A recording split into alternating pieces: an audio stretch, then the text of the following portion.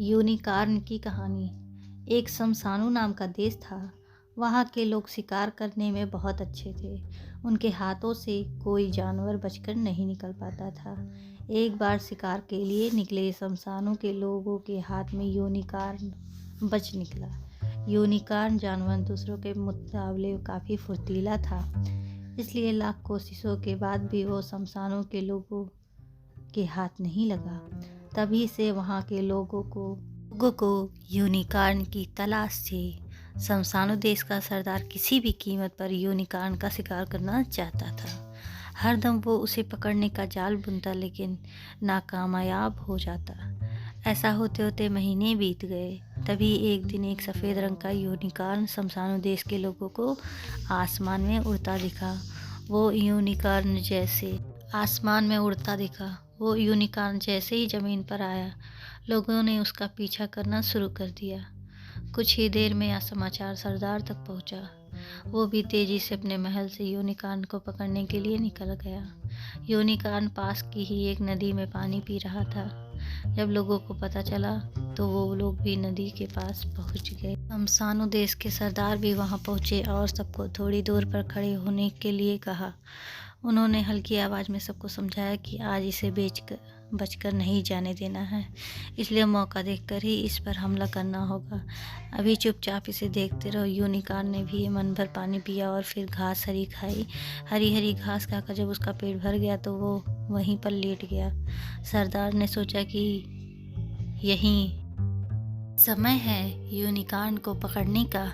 उसने लोगों को यूनिकॉर्न को पकड़ने का आदेश दिया। सब एक लंबी सी रस्सी लेकर आए और उसे यूनिकॉर्न के गले में डाल दी। फिर आगे और पीछे के पैरों में रस्सी फंसाकर उसे खींचने लगे। तभी यूनिकॉर्न की नींद खुल गई। गले और पैरों में रस्सी देकर यूनिकॉर्न ने चिल्लाना शुरू कर दिया। आखिर यूनिकॉर्न की मदद के लिए कौन आता? सभी लोग उसे पकड़कर ले गए और पिंजरे में बंद कर दिया। यूनिकॉर्न को पकड़ने से सरदार बहुत खुश हुआ। उसने शाम के यहाँ जश्न रखा। सभी लोग खुशी से झूमने लगे। जश्न के बीच में पिंजरे में कैद यूनिकॉर्न को भी लाया गया। तभी पता चला कि पास के ही इलाके में आग लग गई है। देखते ही देखते आग विकराल हो गई। लोग अपनी जान बचाने के लिए चीखते चिल्लाते हुए भागने लगे। लोग आग को बुझाने की कोशिश कर रहे थे, लेकिन आग बढ़ती जा रही थी। पिंजड़े में बंद यूनिकॉर्न भी आग देखकर डर गया। वो फिर जोर जोर से चिल्लाया। इस बार उसकी मदद के लिए एक लड़का सैम आया। उसने यूनिकॉर्न से कहा, तुम चिंता मत करो, मैं तुम्हारा पिंजड़ा खोल दूंगा। बहुत ताकत लगाने के बाद 5वीं बार में सैम पिंजड़ा खोलने में कामयाब हुआ। जैसे ही पिंजड़ा खुला, यूनिकॉर्न अपनी पीठ पे सैम को बैठाकर आसमान में उड़ गया। सैम ने ऊपर से देखा तो आग बहुत भयंकर लग रही थी।